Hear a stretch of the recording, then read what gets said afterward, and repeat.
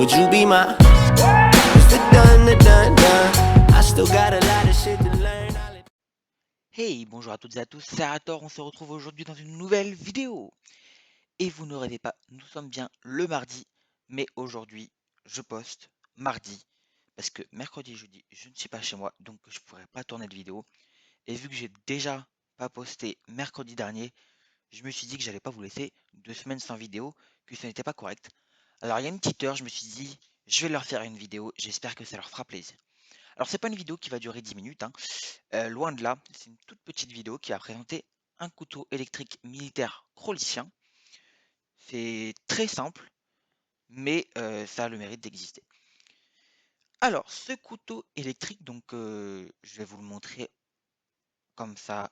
Je vais faire une petite rotation autour de ce couteau. Donc un couteau avec son manche, sa petite garde que vous pouvez voir ici. Ici, nous avons la lame, donc en fer. Donc une lame aiguisée bien entendu. Si on a envie de couper avec, on peut. Et sur le côté droit, gauche et en haut, nous avons les arcs électriques, bien entendu. Donc, comme je vous le disais, c'est un couteau militaire, donc il est adapté à un militaire, donc 25 cm en taille et 250 grammes. Donc c'est plutôt léger pour un couteau euh, militaire, surtout de cette catégorie-là, hein. Donc c'est pas juste une lame et un manche. Donc c'est plutôt léger. Donc justement, c'est ce que je disais, adapté à un militaire, donc pour que ce soit maniable et pratique d'utilisation, et pas trop lourd sur l'équipement, bien entendu. Et donc, point important de ce couteau, il a une puissance variable. Euh, avec un couteau, on peut que tuer. Avec la lame, on va pas se le cacher, on peut que tuer. Avec ce couteau-là, on peut taser, donc pour maîtriser quelqu'un, ou on peut tuer, tout simplement comme un couteau basique. Ça peut être une arme létale ou non létale. C'est l'avantage de cette arme. Donc la plus petite puissance, c'est 0,5 milliampères. Donc pour vous donner une ordre d'idée, c'est comme si ça vous chatouillait. C'est une toute petite décharge. Et après, ça peut aller jusqu'à 5000 milliampères. Donc là, c'est arrêt cardiaque, arrêt respiratoire, paralysie musculaire. Donc ça tue sur le coup, presque. Donc une arme qui peut donc se régler, hein. Alors, il n'y a pas que ces deux. On peut passer entre 0,5 milliampères et 5000, bien entendu. Si on avait d'être à 2500, c'est tout à fait possible. Mais c'est la puissance minimale et maximale. Donc maintenant, je vais vite fait vous parler un peu plus de son utilité. Donc, c'est pas une arme conventionnelle. Donc, c'est pas un couteau basique.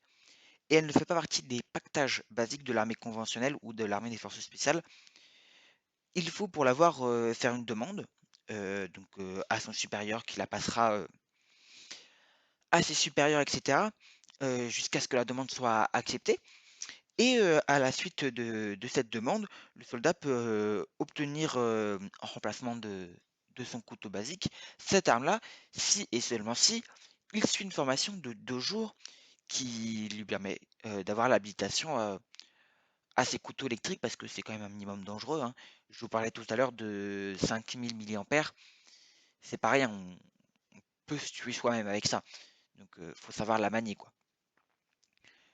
Voilà pour ce petit couteau. Je vous l'avais dit, c'était une vidéo très courte.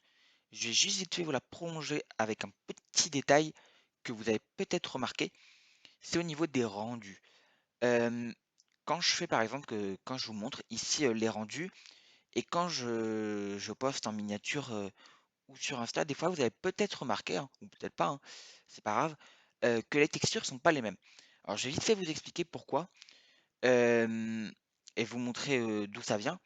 C'est que ici, quand je vous montre cette arme, elle est montrée avec ici la prévisualisation des matériaux. Donc en gros, c'est les matériaux que j'applique. Donc on peut aller les chercher là si vous voulez, hein. Là c'est du fer noir. Ici on a du fer et c'est donc ces matériaux que j'applique ici. Et là ils sont pas du tout en interaction avec les lumières parce que vous avez vu il n'y a pas de lumière sur la scène. Et quand par contre je fais mes rendus en images, donc il le fait en shader.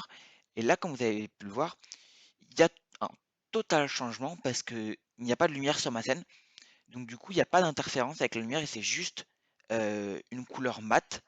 Donc par exemple, si je rajoute hop, une petite lumière, vous allez tout de suite pouvoir voir la différence.